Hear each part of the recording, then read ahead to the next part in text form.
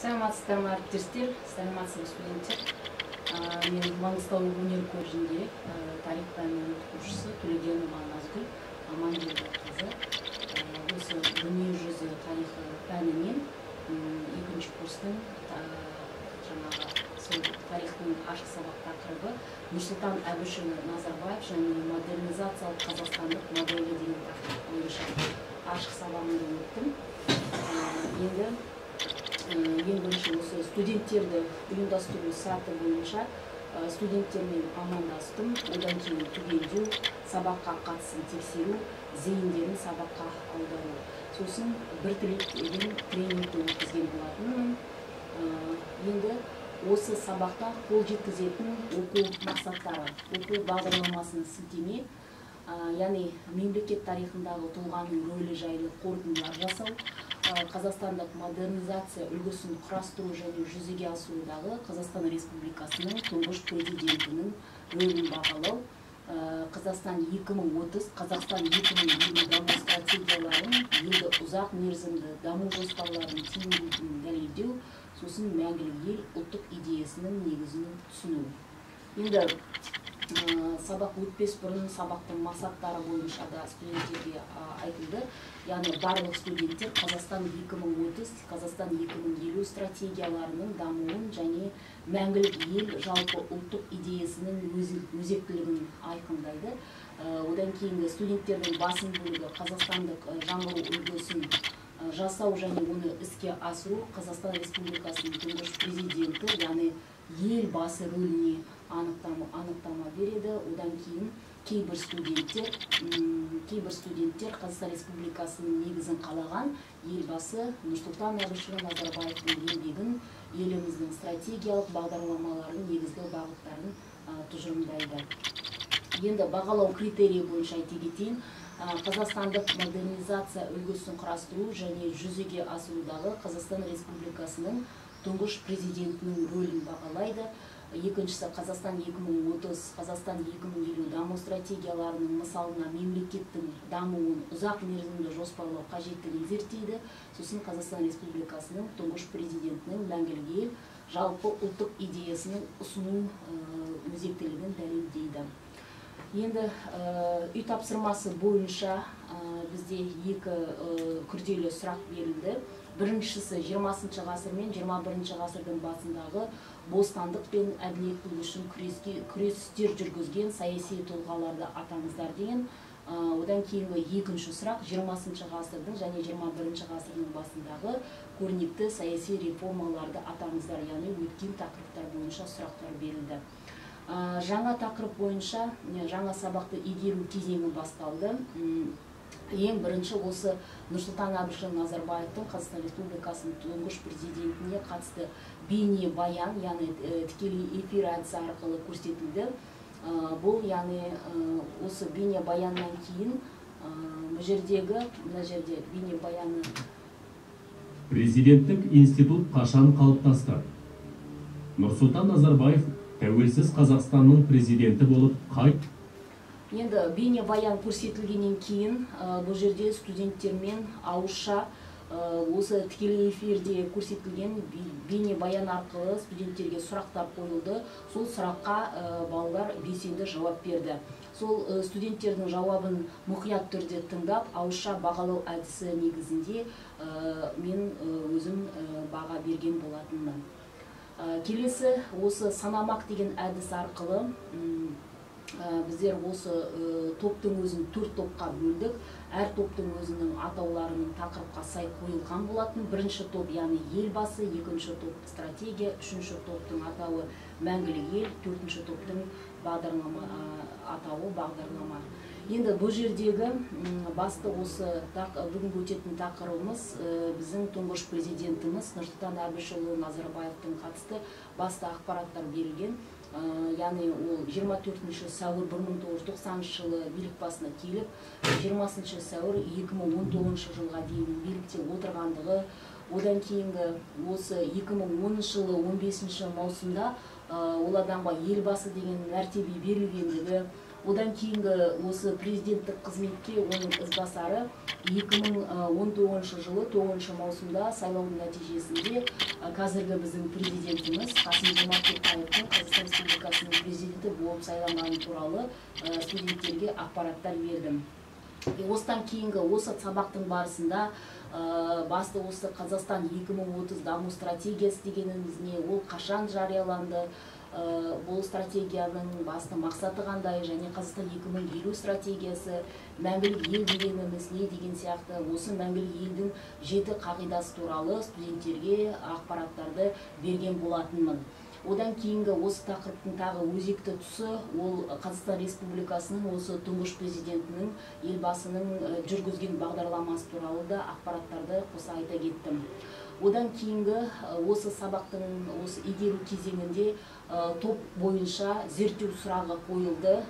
Бұл зерттеу сұрағы міндетті түрде балдар осы сабақтың басында ол тыңдап, сабақтың соңында осы сұраққа жауап беру тиіс.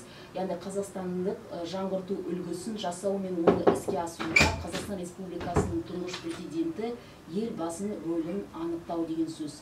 Бұл жерде енді манағы 4 топтың өзінің жаңағы тапсырмалары, әртүрлі тапсырмалар берілді. Бірінші топқа осы елбасы Қазақстандық жаңғырту моделін қалыптастыру және жүзеге асырудағы Қазақстан Республикасының тұңғыш президенттің рөлі тақырыбына кесте толтыру. Яғни екі жақты күнделік деген кесте бар. Оң жағында мәтіндегі даталарды жазу, сол жағында осы тарихи фактілерді анықтау және оқиғаға, яғни жазған фактілерге қатысты оқиғаларға өзінің пікірін жазу. Асында сол неге топқа қатысты дескрипторлық жұмыстар бар, сол бойынша студенттер өздерінің тапсырмаларын орындады. Екінші топқа стратегия, яғни Қазақстан 2030, Қазақстан 2050 даму стратегиясының негізгі идеясының ұқсастықтар мен айырмашылықтарын көрсету үшін екінші топтың студенттері Вен диаграммасын толтырды. Яғни бұл жерде де сол топтың өзіндік дескрипторлары айтылды. Сол студенттер сол дескриптор негізінде өз тапсырмаларын жасады. Үшінші топқа мәңгілік ел жалпы ұлттық идеясы тақырыбына кластер толтыру. Яғни бұл кластердің астында дескрипторы бар, сол бойынша студенттер жұмысын жасады. Төртінші топқа бағдарлама деген топтың атауы. Оған кейс стади әдісін қолдану арқылы смарт тарт деген жаңағы фигурасында берілген тапсырмаларды орындау қажет болды. Олардың да астында дескрипторлары бар. Сол дескриптордың ішіндегі елбасының бағдарламасын талдау және осы тұлғаға, яғни елбасына деген тұлғаға баға беру бойынша жұмыстар берілді. Кейін бізде осы 4 топтың жұмысы бойынша бізде ауызша қорғалып, одан кейін бізде жазбаша жұмыс бойынша жұмыс жасадық. Жазбаша жұмыс бойынша біз осы тақырыпқа қатысты терминдік сөздер берілген: модернизация, реформа, инновация, шетелдік инвестиция, елбасы, Қазақстан халқы ассамблеясы, стратегия, мәңгілік ел деген сияқты терминдері берілген. Сол терминдердің жанында анықтамалар бар. Соны, яғни сәйкестендіру кестесі және сол термин сөздерінің байланыстарын түсіндіре кету. Енді сабақтың соңында, манағы сабақты қорытындылау мақсатында студенттерге қайта сол зерттеу сұрағы қойылды. Қазақстандық жаңғырту үлгісін жасау және оны іске асыруда Қазақстан Республикасының тұңғыш президенттің елбасының рөлін анықтаңдар деген. Ол бойынша студенттер белсенді жауап берді. Одан кейін рефлексия әдісі арқылы сабақта өзіңді бағала деген кесте бойынша студенттер өздерінің сабаққа жалпы қатысына қатысты жердегі бағанға өздері түртіп алған болатын. Одан кейінгі үй тапсырмасы берілді. Ел тірегі, елбасы атты тақырыпқа шағын эссе жазу. Одан кейін міндетті түрде бұл жерде студенттерге кем дегенде 150-200 сөзге дейін эссе жазылу көлемі айтыла кетті. Одан кейін бағалау бойынша студенттер осы белсенді жалпы жауап берген студенттерге әртүрлі бағалау әдістері, яғни мадақтау, одан кейінгі бағдаршам деген сияқты, одан кейінгі өзін бағалау деген сияқты 5 бармақ деген сияқты тәсілдер арқылы бағаланды. Және бұл жерде тағы да айта кететін, әр жеке тұлғаның өзін бағалау бойынша да бізде бағаланған болатын. Сабақтың соңында қандай пайдаланған әдебиеттердің тізімі жалпы бар екендігін айта кеттім. Енді жалпы балдар жақсы қатысты, балдардың сабаққа алған бағалары өте жоғары болды. Енді барлығы бағасы Едусқа түсірілді.